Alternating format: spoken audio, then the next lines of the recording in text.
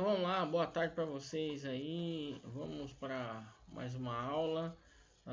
Antes de mais nada, eu preciso pumped about seeing this and the lembrá-los airmen do that are watching. seguinte, né? Os trabalhos, né, precisam ser entregues essa disciplina, tá?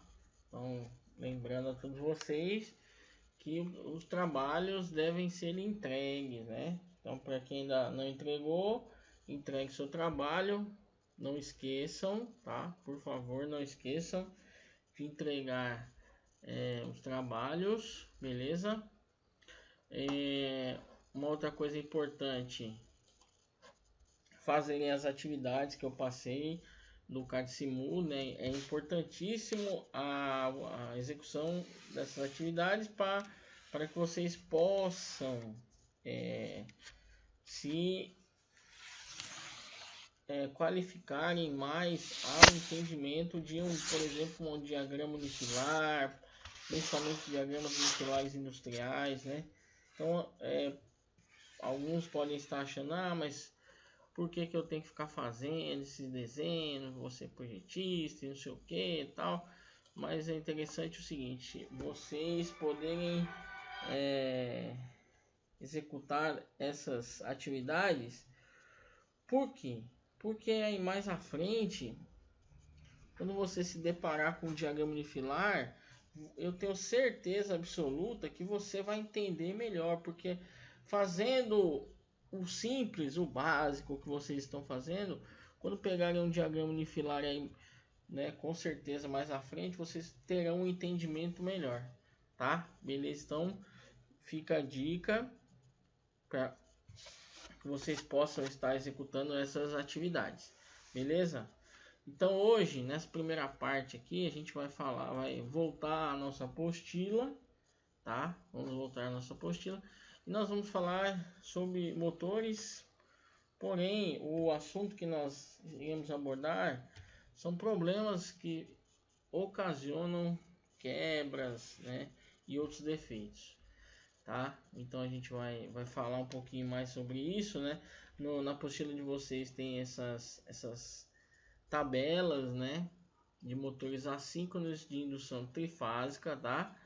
2 polos, aí nós temos a potência em CV em quilowatts, tá certo? Rotações, corrente nominal, né?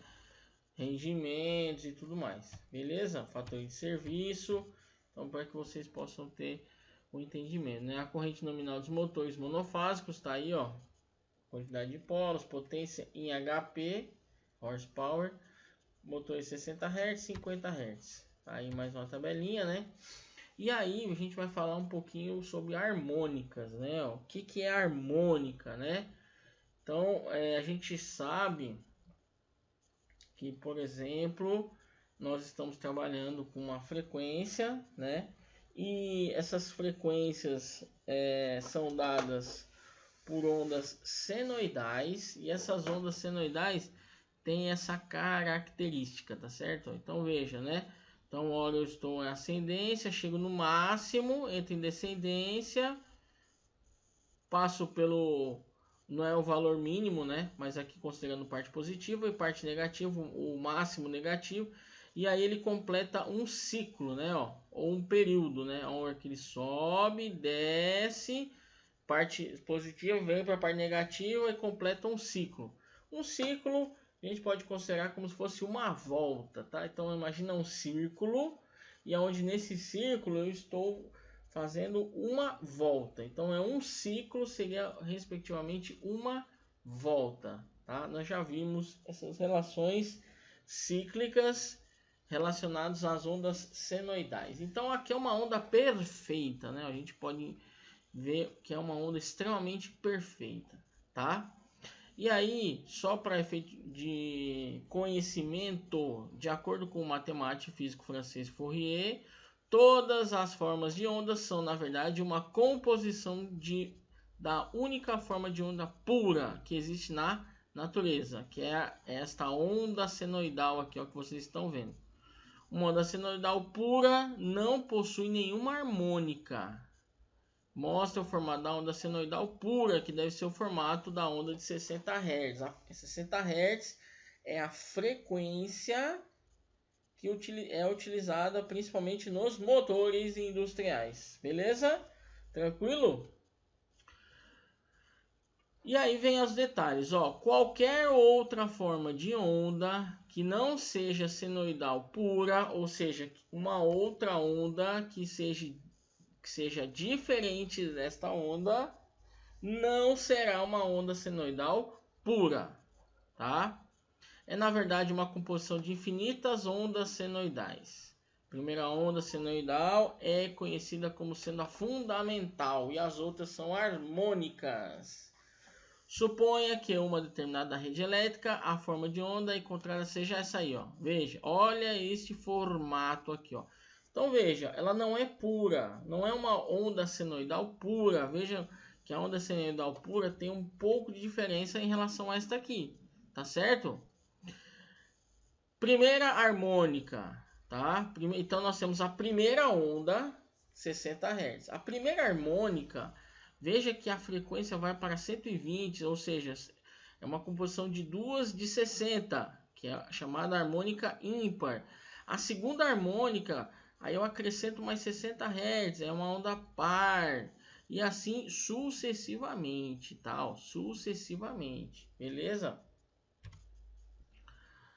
Fontes geradoras de harmônicas nos sistemas elétricos. Então vamos lá. Um aparelho ligado à rede elétrica que possa produzir alguma distorção na senoide. Então vocês viram que eu tenho a senoide, tá? Beleza? Então alguma coisa que possa distorcer aquela onda é uma fonte permanente de harmônicas. Então nós temos alguns aparelhos que produzem mais essas harmônicas ou essas distorções, tá? Aparelhos eletrônicos, inversores de frequências, chaves, soft starter, retificadores de no breaks, reatores eletrônicos de lâmpadas, qualquer máquina que possua partes eletrônicas. Motores e transformadores com baixo fator de potência, da importância de fazer uma correta correção no fator de potência. Comutação de qualquer aparelho, ou seja, liga e desliga de aparelho sempre irá produzir harmônicas, pois há cortes na senoide. Então a onda senoide está se formando, quando eu desligo ela é interrompida, tá? E se eu ficar nesse liga e desliga, haverá distorções, muitas distorções. Nesse caso, as harmônicas ocorrem apenas durante a operação de comutação. Fornos de arco voltaico, entre outros. Correção do fator de potência. Capacitores em 380 volts ligados em rede de 220, dividir pelo kVAR em 380 por 3. Lembram o que é o kVAR? Agora fica uma pergunta para vocês aí, ó, para vocês poderem responder o que é esse kVAR, né? O que significa ele? É uma pergunta para vocês aí, ó. Capacitores de 440 volts ligado a uma rede de 380, dividir o kVAR. O que será esse kVAR? Você, por exemplo, me diga o que é esse kVAR em 440 por 1.33, tá? Então aí, ó, fica a pergunta para você. O que é esse kVAR? Aonde ele é encontrado, né? É a pergunta que eu deixo para vocês aí, meus alunos. E aí nós temos o seguinte, vamos analisar aí, ó, 7 causas que ocasionam falhas em motores elétricos, tá? Então nós temos a primeira falha, chamada de overload,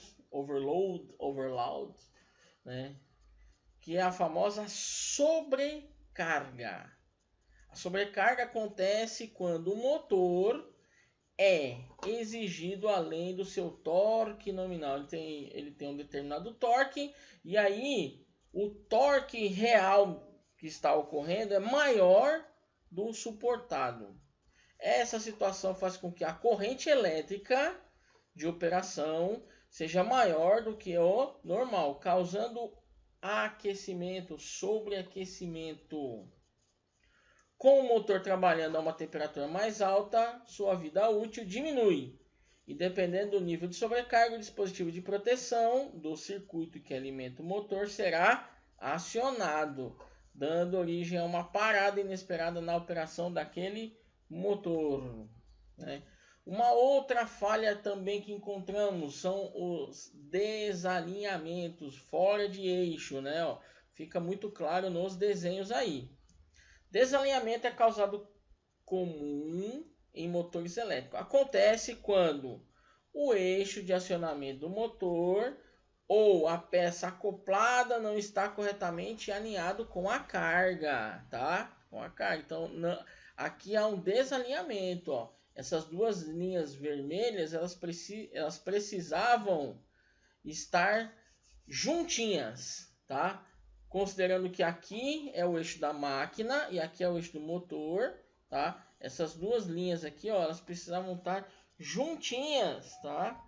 Caso não estejam, isso causa um desalinhamento, tá? Desalinhamento resulta o quê? Na transferência de esforços mecânicos que são prejudiciais ao motor, aumentando o desgaste e a carga mecânica aparente. Outro efeito indesejado é o aumento na vibração, tanto na carga como no próprio motor. Beleza? Tranquilo? Beleza aí? Tranquilo? Muito bem, muito bem, muito bem. Falha 3. Transientes de tensão. Outra falha muito encontrada em motores. Transientes de tensão são os sinais de tensão da característica transitória, que acontecem sempre que um circuito ou carga é acionado. Esses transientes estão associados a grandes picos de interferências eletromagnéticas. E dependendo do seu valor de pico e frequência, podem aumentar, causando danos aos dispositivos ligados no circuito em que o transiente acontece. O grande problema para os motores é a quebra do isolamento no enrolamento, devido ao fator dos transientes de tensão possuem causas diversas e nem sempre serem um fenômeno recorrente. É difícil encontrar a causa. Sem o isolamento, as boas condições, o motor fica fora de operação, implica na parada da linha da produção a ele associada. Então precisamos estar trabalhando com motores qualificados. Na quarta falha, distorção das harmônicas. Então olha aí mais uma vez o assunto harmônicas entrando. Harmônicas são componentes de alta frequência de um sinal elétrico. O sinal da rede elétrica no Brasil é 60 Hz. No entanto, na presença de cargas não lineares, não retas, não lineares, significa que não são retas. A forma de onda de tensão corrente pode sofrer distorções e que essas associações à introdução de harmônicas na rede que são sinais cuja frequência é um múltiplo de frequências nominal da rede. Então, ó, esse desenho que vocês estão vendo aí, ó, é de um aparelhinho chamado osciloscópio. O osciloscópio é aquele aparelho que vai medir, vai nos mostrar as formas de onda, tá certo? Ó? Então vejam, vocês conseguem verificar muito facilmente aí, ó, que eu tenho uma onda senoidal pura, tá? Que ela está na cor amarela, beleza? Ó, tá aí a senoidal pura na cor amarela. Distorção de harmônicas é uma falha em motores elétricos mais comuns. Então vejam que essa questão das harmônicas é muito encontrada em motores. Beleza? Tudo certo? No caso dos motores, distorção harmônica pode ser entendida como uma fonte adicional de energia que circula pelos enrolamentos, gerando perdas adicionais de energia, que acontece na forma da geração do calor. Além do aumento de temperatura, as distorções também diminuem a eficiência do motor. Então vejam que as harmônicas estão aqui muito claramente vistas, tá? Então consegui enxergar aqui, ó, né? Então tem a onda senoidal pura e essa onda aqui, ó, todinha quebrada, né? Uma onda bem quebrada aí. Cada harmônico tem um nível diferente aceitável de distorção, que é definido por normas. Aí eu tenho uma das normas aqui. A presença desse tipo de distorção deve ser monitorado e diagnosticado por um analisador de energia. Então veja, para que eu possa verificar a relação das harmônicas, eu preciso ter este tipo de aparelho. Beleza? Tranquilo até aí? Alguma dúvida aí, ó? Vocês me perguntem no grupo, tá? Me perguntem no grupo. Beleza? Tranquilo? Então vamos lá. Continuando aqui, ó. Falha 5, ou quinta falha. Corrente sigma. Corrente sigma são como são chamadas as correntes parasitas que circulam por um circuito elétrico. São geradas por capacitâncias e indutâncias. Olha aí, mais uma vez, palavras que nós já vimos em disciplinas e aulas anteriores, tá? Capacitância, o que é uma capacitância? O que é uma indutância, certo? Então eu quero que vocês vejam para mim o que é uma capacitância, o que é uma indutância, para lembrar, hein? Não pode esquecer. Indutâncias parasitas associadas aos condutores elétricos. Esta corrente são associadas à perda de eficiência e à diminuição da vida útil do motor.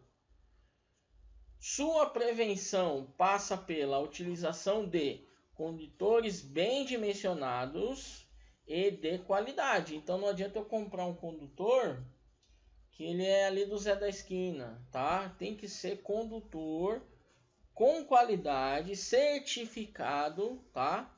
Pelos órgãos competentes, além de evitar soldas ou conexões inadequadas no condutor, o que compromete as características ômicas originais do cabo. Então, essa parte de solda, ela é extremamente importante. Soldas, né?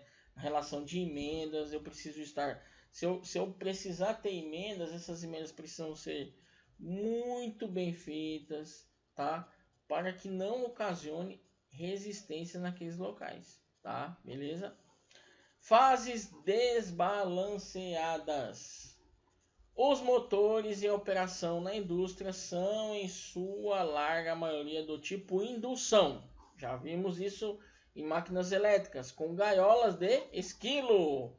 Então nós já vimos, olha aí, assunto lá em máquinas elétricas.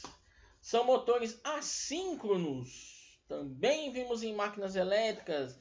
Tínhamos os motores assíncronos e os motores síncronos. Então eu pergunto, qual é a diferença entre um motor síncrono e um assíncrono?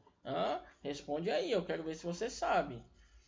Alimentados por circuitos trifásicos para a operação correta dos motores e geração do campo girante. É importante que as três fases que alimentam o estator estejam balanceadas. Importantíssimo. Circuitos desbalanceados podem gerar distorções nas características elétricas do circuito, criar situações de parada. Em geral, também provoca superaquecimento e problema no isolamento dos enrolamentos do motor. Então, é importantíssimo que as fases estejam balanceadas. A falha 7 ou a sétima falha. Esse problema, origem de falhas em motores elétricos, mais comum do que se imagina. Diz respeito aos casos em que a fixação dos pés do motor ou seu componente acionado não estão assentados sobre a mesma superfície. Essa condição de funcionamento pode fazer com que, se apertar os parafusos de fixação de cada pé, novas tensões mecânicas de desalinhamento sejam introduzidas no conjunto. O impacto principal do pé suave é o desalinhamento dos eixos, já vimos lá um pouco lá atrás. Para evitar o problema é necessário afixar tanto o motor como a carga da forma que o assentamento não provoque vibração adicional ou transferência de esforços do motor. Então veja, muitas vezes nós precisamos ter um cuidado que não podemos ficar somente nos problemas elétricos. Precisamos ver os outros problemas que estão rodeados pelo motor. É importantíssimo essa análise, tá?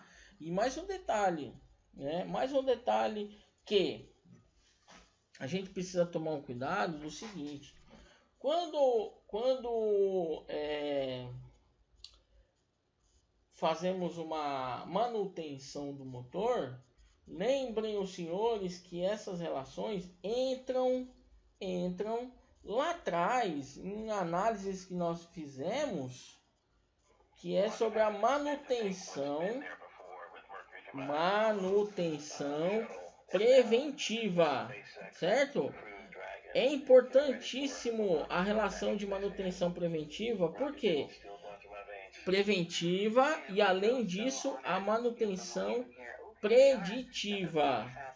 Por que eu estou falando isso aí?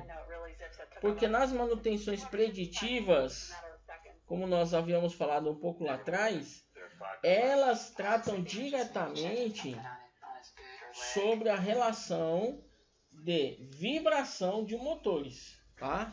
Então é importantíssimo que em motores devemos ter análise das manutenções preditivas, beleza?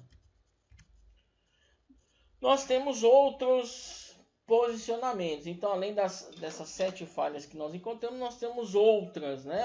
Por exemplo, desgaste nos rolamentos, né?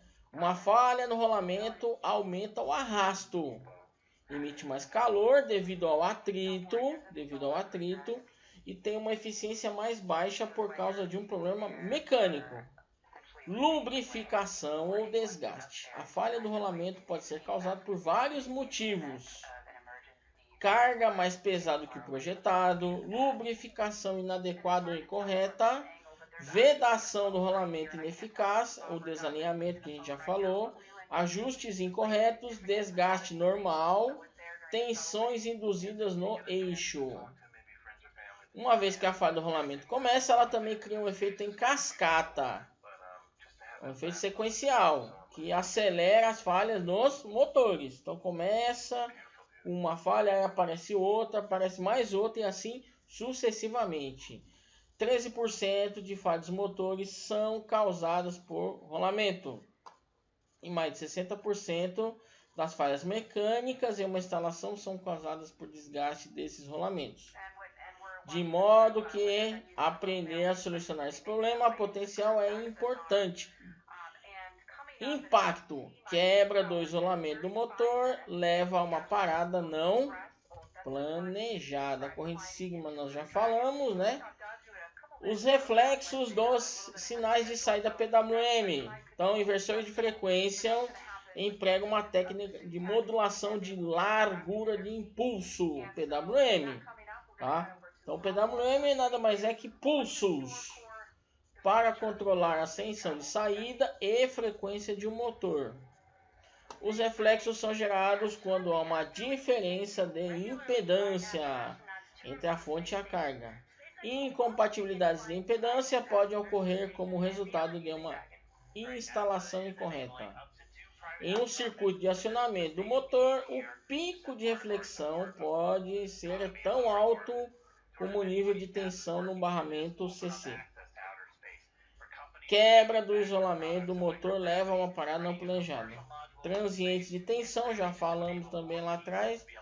Tubulação tensionada.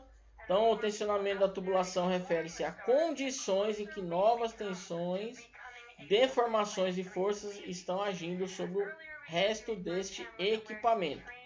Um exemplo comum é as combinações motores-bomba simples, onde algum evento aplica forças tubulares tais como mudança de fundação, válvula recém-instalada ou outro componente, um impressionante objeto dobra ou simplesmente pressionando o tubo, quebrado ou falta de suporte do tubo da montagem da parede. Mas assim, né? Pode-se ter uma pergunta. Ó, eu tinha falado agora há pouco, essa palavra apareceu aí. Mas como evitar as falhas, né? Então veja, uma ótima forma de se evitar as falhas em motores elétricos é através da preditiva, tá? A preditiva, ela é muito importante para relações de motores elétricos, tá? Para relações de motores elétricos, ela é muito importante, certo? Muito importante. Beleza? Realizamos inspeções como, olha aí, eu falei agora há pouco, né?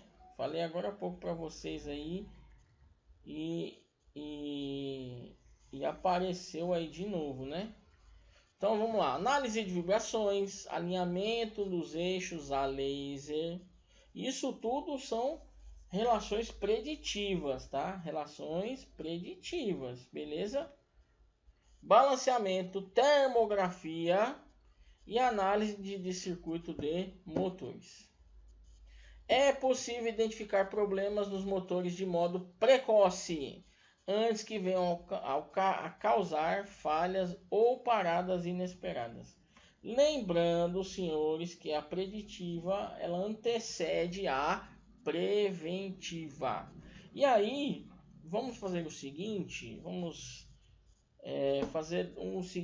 é importante que vocês foquem bem nessas relações. Então eu quero que vocês, para quem estiver assistindo a aula agora, nesse sábado, tá? Neste sábado, dia 30, né? Hoje é dia 30 do 5, certo? Para aqueles que estão assistindo no sábado, no dia 30 do 5, lembrando que eu saberei quem estará assistindo, que eu estou acompanhando vocês aqui, tá certo? Então eu vou fazer o seguinte, ó, vamos lá.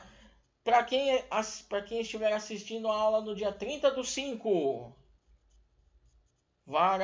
fará um trabalho, olha só, e esse trabalho é para fazer e começar e terminar hoje.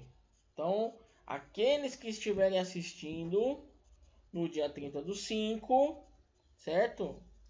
Nesta data, deverão fazer o trabalho, começar hoje e terminar hoje, 30 do 5, tá? Um breve resumo sobre estes itens aqui de preditiva. Então você vai pesquisar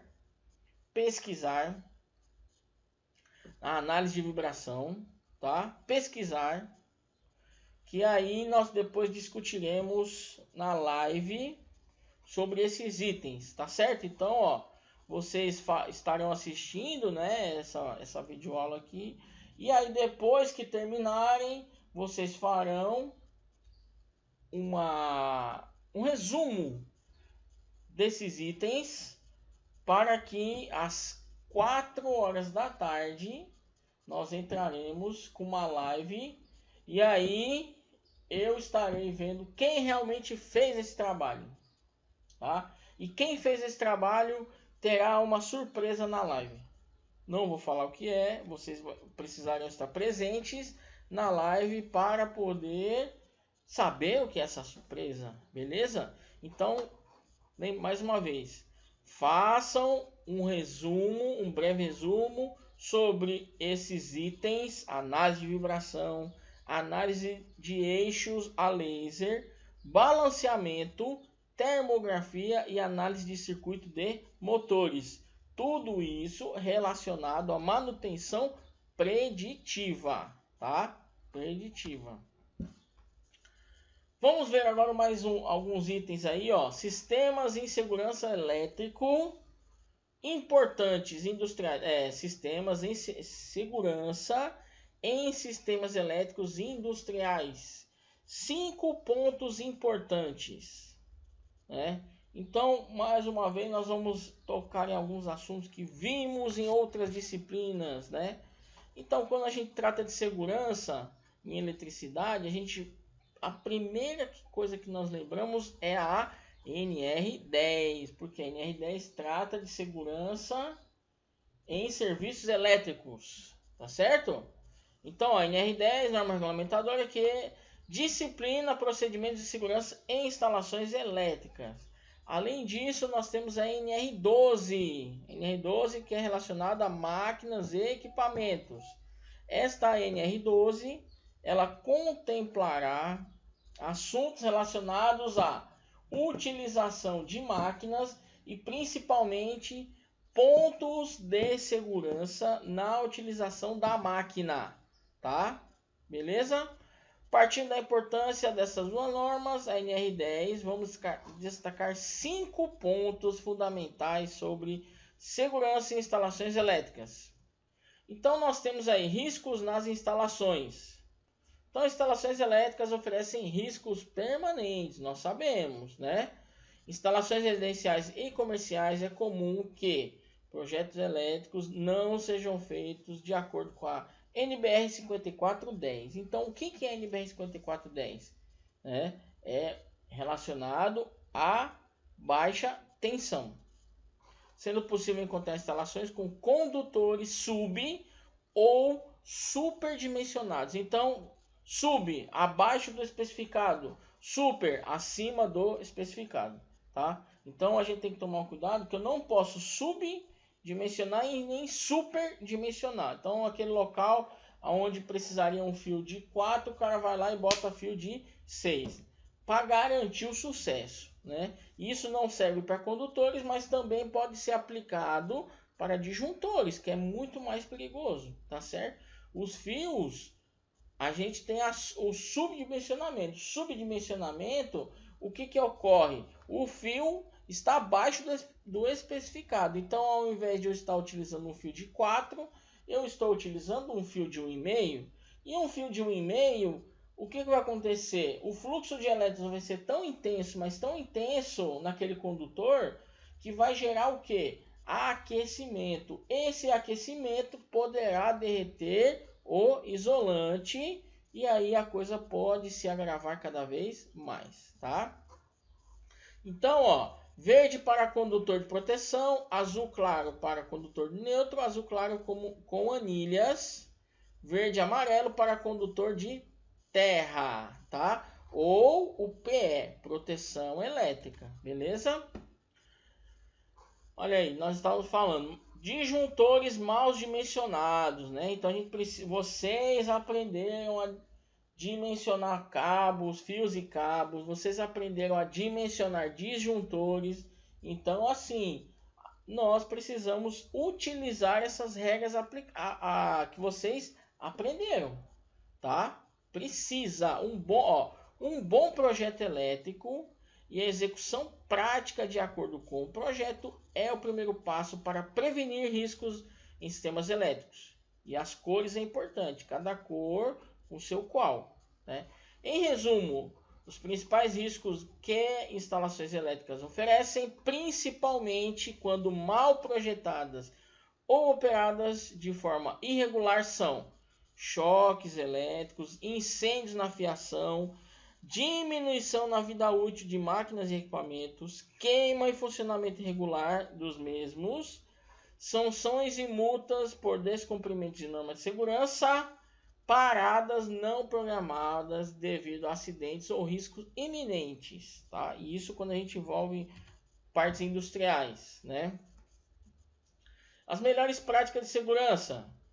As práticas de segurança para a prevenção de riscos de sistemas elétricos industriais estão todas relacionadas à NR10. Então, cumprir todas as determinações regulatórias que estão lá. Bom projeto e execução fiel do mesmo. Então, se eu tenho um projeto, foi feito bonitinho, de acordo com como deve ser, seguindo as normas, o eletricista que for executar aquele projeto, o que ele precisa fazer? Uma coisa simples, fazer como está no projeto, tá? É isso. Basicamente, não tem outra coisa. Seguir o projeto. Ah, o projeto tem falha. Aí é uma outra questão, tá? Mas o projeto deve ser seguido. Por quê? Porque o projeto é um documento. O eletricista, ele não tem poder, ele não tem autoridade nenhuma, tá? Em modificar um projeto, tá? Um eletricista, ele não possui autoridade para modificar o projeto. Ah, mas estava errado. Aí é outra história, tá? Porque o projeto é um documento e o documento precisa ser respeitado, tá certo? Programar as manutenções. Então, outra coisa que eu já venho batendo muito com vocês é sobre as manutenções. As manutenções devem ser feitas nos prazos corretos, tá? E seguir com as normas do fabricante. Então, precisa se respeitar as datas, os prazos relacionados às manutenções, tá? Porque isso pode ocasionar um problema futuro daquele equipamento, tá? Um outro aspecto que nós já começamos a falar um pouquinho, né, que é mais automação e menos intervenção manual. Hoje vocês já viram muitos e muitos casos aonde a tecnologia praticamente mudou todo um processo, um procedimento na execução de tarefas, tá? Isso é uma coisa benéfica. Por quê? Porque muita gente pensa, mas aí vai tomar emprego não sei de quem e tal. Não, não pode se pensar dessa maneira. Tem que se pensar que há uma evolução. Nós estamos vivendo em um mundo extremamente tecnológico e é natural que algumas tarefas, alguns trabalhos serão totalmente automatizados, tá? Nós temos, por exemplo, em alguns países muito mais tecnológicos, as chamadas fábricas da luz apagada. O que é a fábrica da luz apagada? A fábrica da luz apagada é onde num sistema num processo, né, uma malha de produção, nós temos só máquinas. Nós não temos pessoas, nós temos máquinas efetuando as tarefas, tá? Cabe agora às pessoas o quê? Programar essas tarefas. Então é isso que nós temos que pensar. Nós estamos melhorando, né? Nós estamos evoluindo. Então, o técnico, ele também precisa seguir essa linha. Ele precisa também evoluir. E nós vimos alguma coisinha já de automação, nós vamos ver muito mais à frente aí, tá? As próximas disciplinas eu vou bater muito forte em cima de automação, tá? Processos automatizados. Isso é uma situação que é real, já existe, tá? Já existe. O Brasil, infelizmente, é um dos países que mais está atrasado em relação à automação, tá? O Brasil é um dos países onde a automação está mais atrasada, infelizmente. Mas existem muitas empresas que já possuem sistemas, processos automatizados, tá? Então, esse é o futuro que, inclusive, já está aqui, né? Mas a tendência é aumentar cada vez mais. E vocês, como técnicos, precisam estar antenados com essas modificações, tá? Uma outra coisa interessante, ó, investir em equipamentos modernos e mais seguros. Vejam, a NR12 foi uma das primeiras normas que sofreram atualizações, tá? Então, assim, essa norma NR12, ela sofreu alterações. O governo fez várias modificações, né? E isso significa o que, galera? Significa o que? Nós precisamos ter maquinários mais confiáveis, né, no nosso processo lá de fabricação. E quando eu digo maquinários mais modernos, mais atualizados, um outro dado estatístico, né, foi feita uma reportagem recentemente que nossas máquinas, nosso parque fabril, ele ainda é muito desatualizado, ou em outras palavras, obsoleto, tá? E isso faz com que nossos produtos finais não saiam com uma qualidade como deveriam sair. Porque se eu tenho muitas máquinas obsoletas, elas não conseguirão atingir aquele patamar de um produto, por exemplo, não vou nem falar de outro país, mas um produto de ponta. Por quê? Porque se temos máquinas muito obsoletas, né, elas não irão produzir na sua totalidade, na sua eficiência, ou mesmo ela atinge uma eficiência que já não condiz mais com as necessidades, né? E aí o que acontece? A gente vai perdendo, vai chegar a um ponto que não tem mais produto, né? Então, se eu tenho uma empresa onde eu tenho máquinas que tem mais de 30 anos, né? É muito diferente de uma mesma empresa, uma outra empresa, na verdade, com o mesmo segmento e com máquinas aí totalmente atualizadas. Uma que já muda em prazos, né? Porque o prazo de entrega são totalmente diferentes, né? Enquanto eu tenho máquinas modernas, eu farei com que os meus produtos sejam entregues em muito menos tempo, né?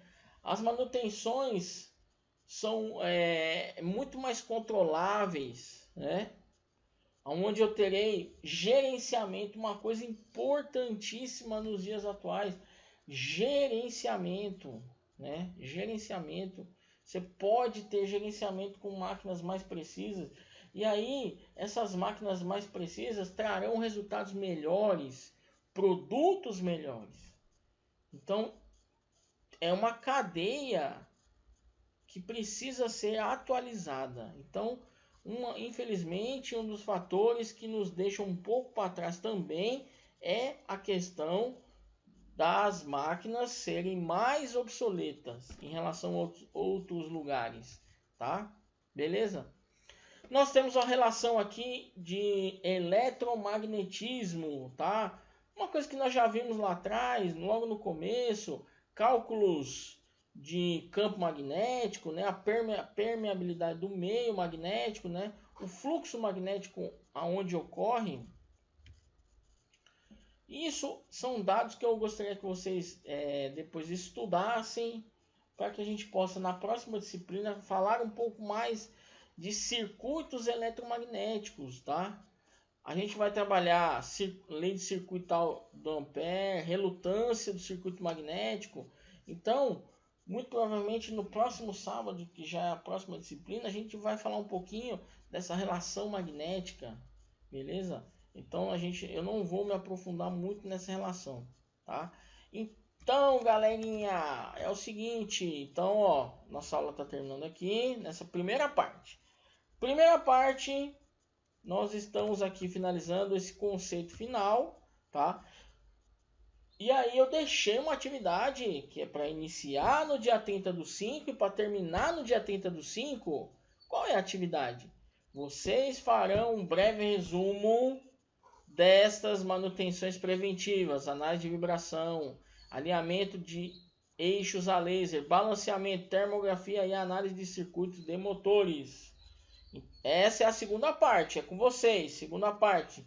Na terceira parte, que vai acontecer às 16 horas, tá certo? Ó, às 16 horas eu iniciarei uma live. Eu iniciarei uma live e aí nós discutiremos sobre esses pontos e aí eu trarei uma surpresa para quem estiver presente e obviamente quem fez a atividade, tá? Beleza? Então, minha gente, por hoje é isso. Façam as atividades, eu estou aqui monitorando. Eu também estarei verificando quem assistiu o vídeo e fez a atividade. Beleza? Então até às 16 horas para a nossa conversa. Beleza? Lembrando que esta disciplina de maio se encerra hoje. E a partir do dia 1º, a partir do dia 6/6, inclusive é meu aniversário, né? Faremos uma festa virtual na próxima aula, né? Porque dia 6/6 é início da próxima disciplina, que é no próximo sábado, será meu aniversário e nós faremos uma festa virtual aqui, beleza? Tranquilo? Então até às 16 horas, espero vocês lá nesse horário, hein? Então um abraço, bons estudos e até mais.